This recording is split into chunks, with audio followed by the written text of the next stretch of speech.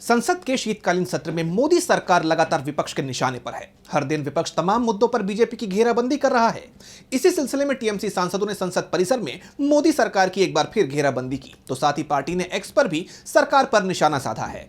तो क्या है ये पूरी खबर और किस लिए टीएमसी ने मोदी सरकार की है घेराबंदी, जानेंगे इस रिपोर्ट में। संसद के बाहर टीएमसी सांसदों ने मोदी सरकार की जमकर घेराबंदी की। बंगाल के हक के लिए इन सांसदों ने परिसर के बाहर केंद्र सरकार पर मनरेगा और बाकी केंद्रीय योजनाओं के तहत बंगाल के लगभग 2 लाख करोड़ रुपए के बकाया फंड को जानबूझकर रोके जाने का आरोप लगाया। प्रदर्शन के साथ साथ टीएमसी ने एक्स पर भी मोदी सरकार को घेरने का काम किया। पार्टी ने लिखा, बीजेपी के नेतृत्व वाली केंद्र सरकार ने संघीय शत्रुता और वित्तीय प्रतिशोध की हर सीमा को पार कर दिया है। बंगाल के लोगों के करीब 2 लाख करोड़ रुपए का बकाया उस सरकार द्वारा रोक दिया गया है, जो दिल्ली के शाही अहंकार के सामने ना झुकने के लिए राज्यों को सजा देती है। उन्होंने मनरेगा की मजदूरी रोकी, आवास योजना के घर देने से मना किया और जल जीवन मिशन का फंड रोक दिया, क्योंकि बंगाल ने झुकने से इनकार कर दिया।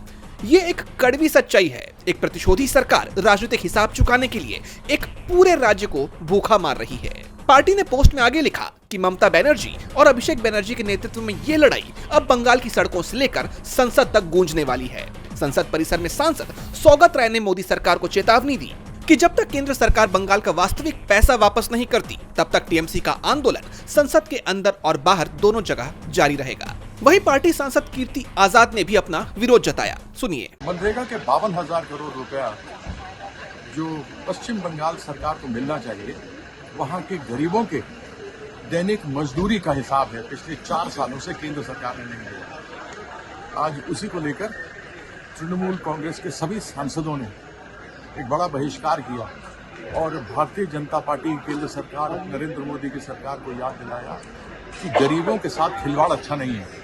और यही कारण था कि आज यहाँ सभी लोग मिलकर एक बार पुनः हर रोज की तरह उनको ये बता रहे थे कि मनरेगा का पैसा है, गरीब लोगों का पैसा है, दैनिक मजदूरी का पैसा है, वापस करो। जैसा कि आप जानते हैं कि बंगाल में अगले साल विधानसभा का चुनाव होना है। इसे लेकर जानकारों का मानना है कि ये मुद्दा बंगाल चुनाव के मद्देनजर काफी अहम साबित हो सकता है, जिससे बीजेपी सरकार पर चुनाव से पहले ही भारी दबाव बनता हुआ दिख रहा है। वहीं दूसरी तरफ संसद में तमाम मुद्दों के साथ साथ मनरेगा के मुद्दे पर भी मोदी सरकार घिरती हुई दिख रही है।